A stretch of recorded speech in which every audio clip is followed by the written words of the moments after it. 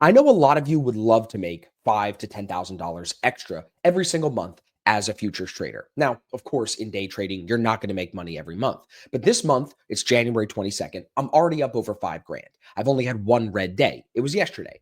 So we're going to talk about the losses yesterday, talk about the lessons that come from that, and circle that back to one key point. The one way, the one thing that has led me to this successful start of the year that I wasn't doing 100% of the time last year.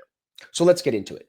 You can see here on TradeZella yesterday, I'm actually down now $376. I was down about $1,000 yesterday, but because I took a trade after the close, it got credited to yesterday because it was before midnight, but after the close. Now we're going to go over all the trades. As you can see, it was 6 trades across 2 accounts, my aggressive Tradify and my conservative Tradify.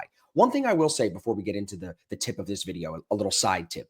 I like having 2 different baskets, 2 different buckets of accounts. With Tradify, I like to have a couple of accounts for my aggressive accounts where I can trade a little heavier. And then I have my conservative accounts. Usually those conservative accounts are the ones that get payouts. But occasionally, like when you saw me clear my XFA at Top Step last month, that was an aggressive account.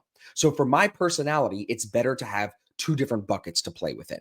So on a day like yesterday, on most days, I start in the aggressive account. And you can see I took 4 trades there before hitting max daily loss. I then switched over to the conservative account and found a nice win. And then, like I said, after the close, took another trade on the aggressive account. And that was a really nice winner. That started to bring me back. So let's get into this now. You'll see this was the first trade, 3 minutes, really nice break of New York VWAP. Bullish overall just because with Trump taking office and everything seeming so optimistic, I liked longs yesterday more than shorts. This long works beautifully when you take a mid-range trade like this.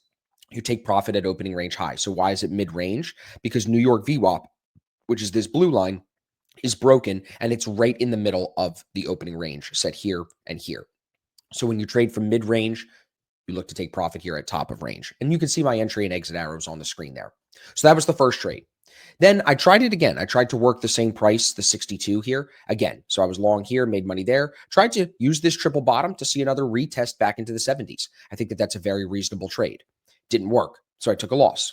Then just reading and reacting, I'm on the right side of the VWAP. I'm underneath it. I tried a short position here that I closed here before full stop loss. As you can see, sellers really weren't able to kind of give me that break and retest of opening range low. That's what I was looking for, a move back towards previous day VWAP.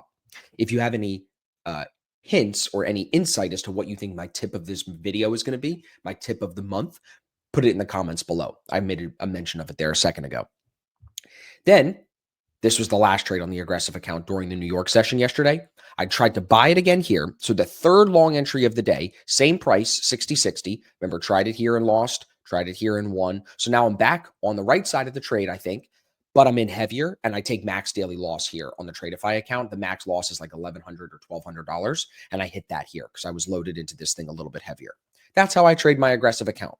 Now, from those 4 trades, you can, in hindsight, say the short was probably the one over here that I could have just skipped. It would have made sense to keep trying the longs here, and that would have left me in this trade, which would have been great because then you can see it kicks higher. So then I switched to the conservative account. I hit this trade here, long on the New York VWAP break, holding that 60 area well. Stop is at the 50s, and I take profit at 66. So that was like the final trade of the New York session, called it there. So up on the conservative, down on the aggressive accounts. Then we see this thing extend even higher. This is the move I really wanted. So you can see my trade back here, entry and exit. I wanted this because this is the double break stat we get from Edgeful. You see initial balance is broken with the pin here. When we get that second breakout of initial balance, I love that trade. And also, this is the opening range high break and retest, which is the same trade, but inverted for this trade that I took on the downside. So again, more pointing to like, I didn't need to be short yesterday at all in the New York session. That was just the wrong side of the trade, really.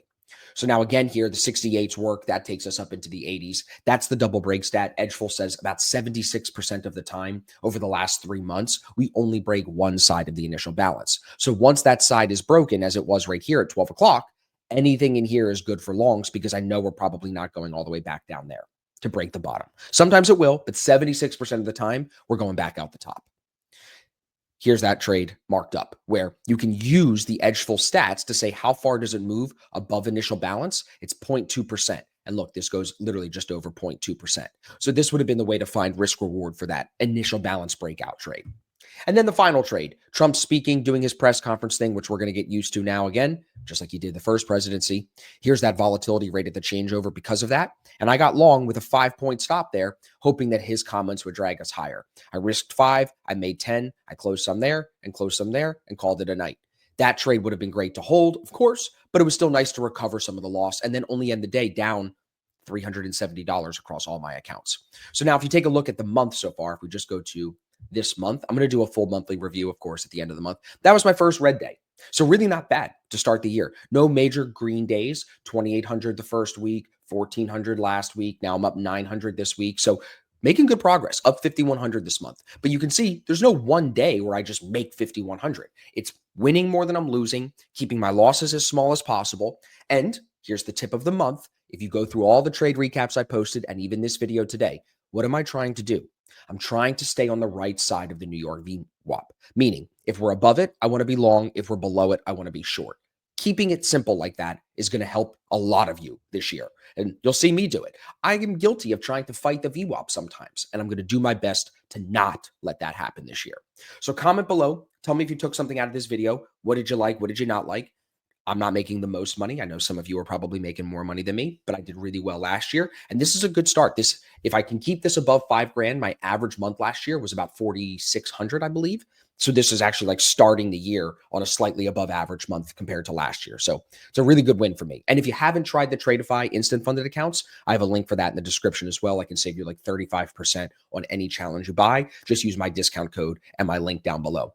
So thanks for watching. Make sure you're subscribed, and I'll see you guys on stream probably tomorrow morning.